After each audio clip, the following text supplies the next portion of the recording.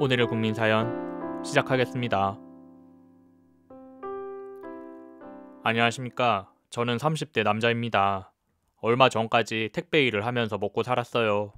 부모 없이 못 배우고 자라서 그런지 할 줄 아는 게 없었거든요. 그냥 몸 쓰는 일이 제겐 편했습니다. 그래도 힘 하나는 좋았거든요. 복잡하게 머리 쓰는 일보다 땀 흘리고 힘쓰면서 사는 게 적성에 더 맞더라고요. 그렇게 단순하게 살다 보니 미래에 대한 꿈도 희망도 없었습니다. 술 한잔 마실 돈만 있으면 그걸로 됐다 싶었죠. 그런데 얼마 전에 제가 겪은 일 때문에 전 새로운 삶을 살게 되었어요. 술 한잔 한 김에 그 이야기를 나누고 싶어서 사연을 보내봅니다. 사실 저도 어릴 땐 부모님과 함께 살았어요. 대한민국의 평범한 가정이었죠. 중소기업에 다니는 아버지는 자상한 분이셨고 엄마는 요리 실력이 좋은 분이셨죠. TV 드라마 속에 나오는 화목한 가정이 바로 저희 집이었습니다. 오랜 시간이 지나서 기억이 가물가물하긴 하지만 그때 그 따뜻했던 느낌은 여전히 남아있어요. 퇴근 중인 아빠를 기다리면서 엄마가 요리하는 모습을 지켜보던 기억이 어렴풋이 생각나네요. 집안에서는 늘 웃음이 끊기지 않았고 그 행복은 영원할 것 같았죠. 그런데 제가 초등학교를 다닐 무렵 집안에 불행이 시작되었어요. 엄마 아빠 두 분이 함께 차를 타고 볼일을 보러 가다가 그만 교통사고가 났습니다. 지역신문에 실릴 만큼 큰 사고였죠. 그 사고로 아빠는 현장에서 돌아가셨습니다. 그리고 엄마는 다행히 목숨은 건졌지만 크게 다치셨어요. 의식을 회복하지 못하는 상태였죠. 상황이 그렇게 되자 아직 어렸던 전 보육원에 가야만 했습니다.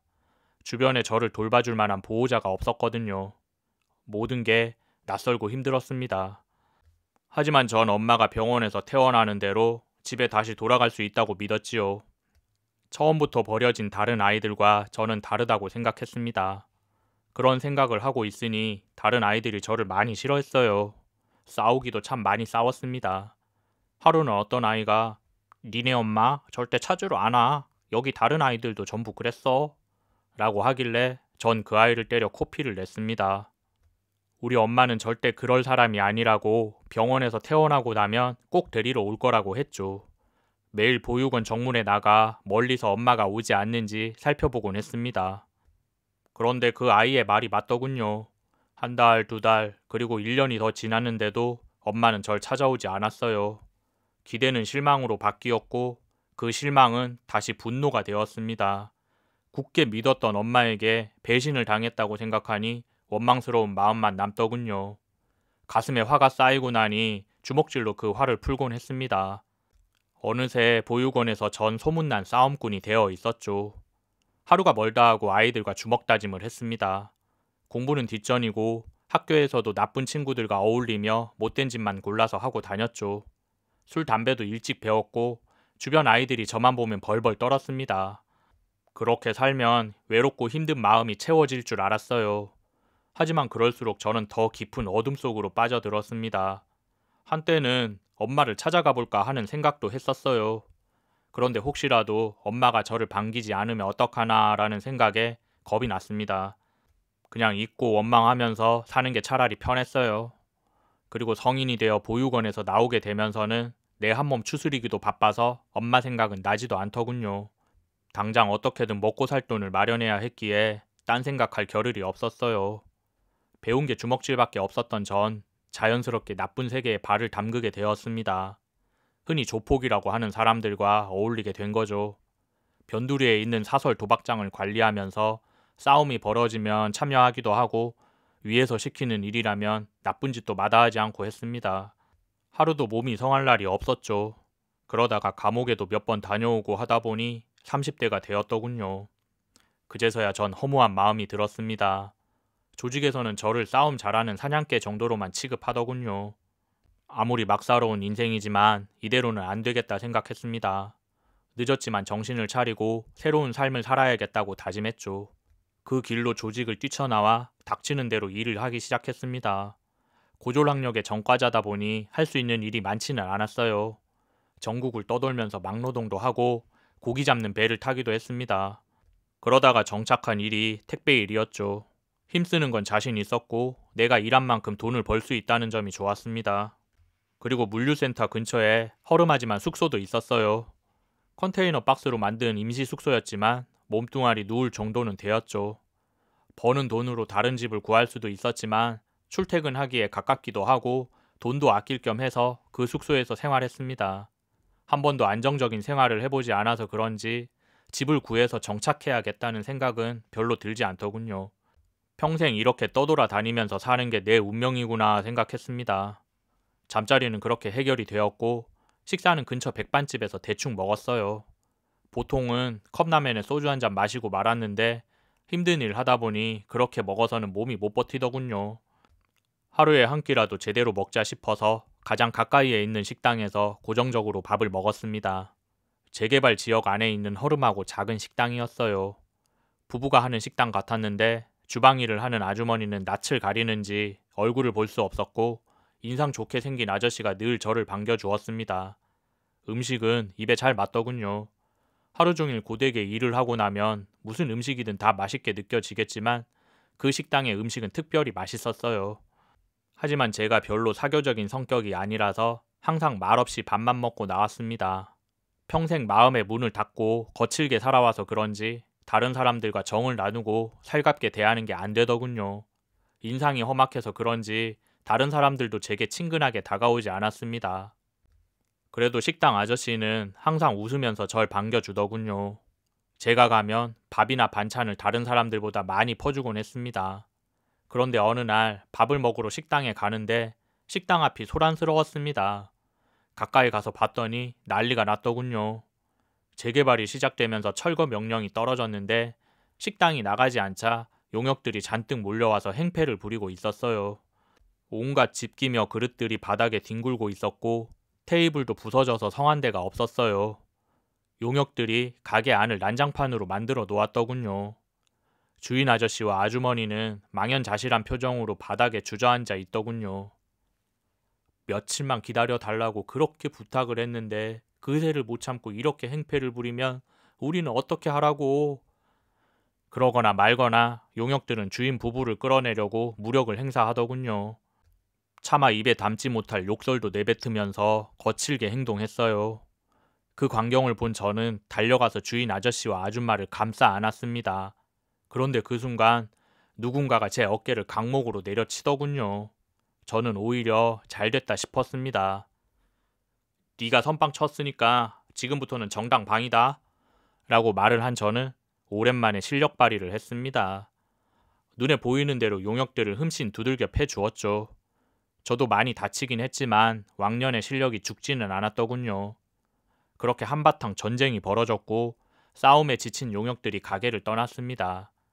가게를 대충 정리하고 저도 힘이 들어 의자에 앉아 한숨을 내쉬었죠. 밥도 못 먹고 싸움질을 했더니 배에서 꼬르륵 소리가 났습니다. 아저씨와 아줌마는 연신 고맙다는 인사를 하더군요. 전 괜찮다고 했습니다.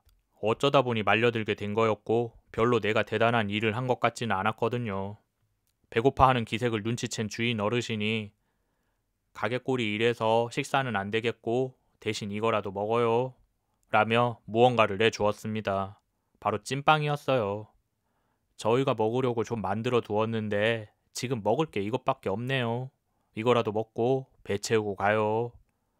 식어서 미지근했지만 맛있어 보이는 찐빵이었습니다. 쑥을 넣어서 반죽을 했는지 진한 풀색의 찐빵 속에 노란 소가 들어 있었습니다. 그걸 보는데 왠지 뭉클한 느낌이 들더군요. 한입 베어물고 찐빵이 좀 특이하네요 라고 물었더니 그게 우리 와이프 특별 레시피예요. 밤가루랑 단호박을 섞어서 소를 만드는 게 비법이죠 라고 하는 겁니다. 그 말을 들은 전 머릿속에 번개같이 스쳐가는 기억이 떠올랐습니다. 어린 시절 엄마가 해주신 찐빵을 맛있게 먹고 나서 어떻게 만들었냐고 묻는 말에 엄마가 똑같이 대답을 하셨거든요. 밤가루랑 단호박을 섞어서 만드는 게 비법이라고 웃으면서 말하던 엄마의 목소리가 갑자기 떠올랐습니다. 떨리는 마음으로 한 입 더 베어 물었는데 틀림없이 어릴 때 엄마가 만들어주신 그 찐빵의 맛이 맞더군요. 전 떨리는 마음으로 고개를 들어 아주머니를 바라보았습니다. 지금까지 한 번도 제대로 쳐다본 적이 없었던 얼굴이었죠. 그런데 이제 보니 기억 속 엄마의 얼굴과 많이 닮아 있었습니다. 조금 늙긴 했지만 틀림없이 엄마의 얼굴이었죠.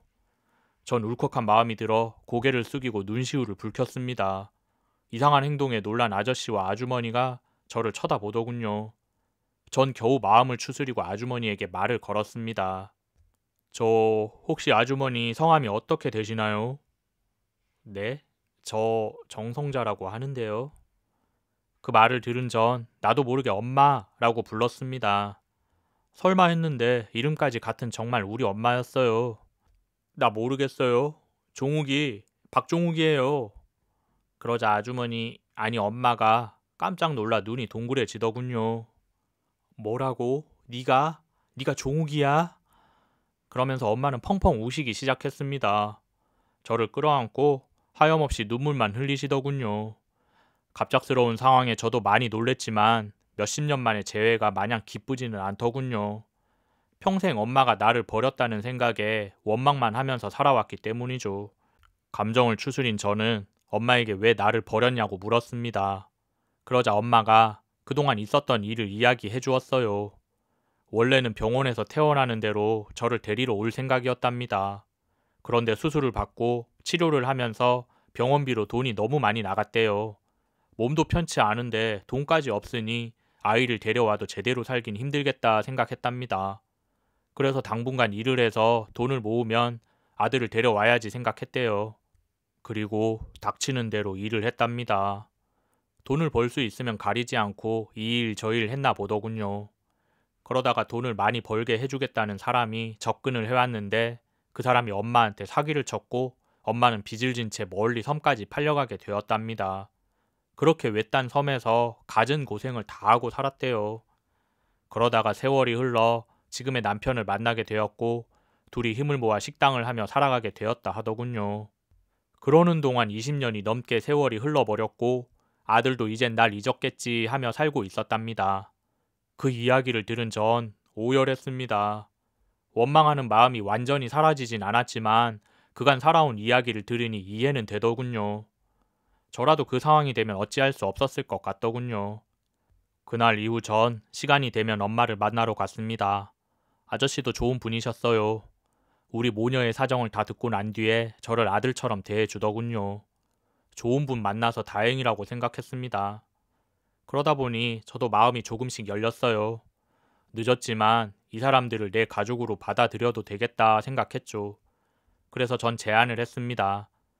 그동안 택배 일하면서 모아둔 돈도 있었고 가게 정리하면 그 돈 보태서 새로운 곳에서 같이 새 출발하자고 했습니다. 아저씨는 찐빵 장사를 하자 하더군요. 하지만 전 그건 우리 집안만의 비밀 레시피로 남겨둬야 한다고 했습니다. 대신 엄마가 찐빵만큼이나 잘 만드는 음식을 가지고 승부하기로 했어요. 돼지고기가 듬뿍 들어간 김치찌개였죠. 목 좋은 곳에 자리 잡고 김치찌개 전문점을 열기로 했습니다. 가게를 준비하면서 우린 정말 한 가족처럼 똘똘 뭉쳤어요. 보육원에 남겨진 뒤로 평생 정착하지 못하고 떠도는 삶이었는데 이제서야 전 안식처를 찾은 것 같습니다. 엄마에게도 이제 고생 그만하고 아들 효도 받으면서 사시라고 했어요. 오랜 시간 떨어져 있었지만 지금부터라도 남은 여생 동안 정을 쌓으면서 살아가자 결심했습니다. 여러분들도 가족의 소중함을 잊지 말고 행복하게 사셨으면 좋겠어요. 저와 엄마의 이야기는 여기서 끝내겠습니다. 사연 들어주셔서 감사합니다.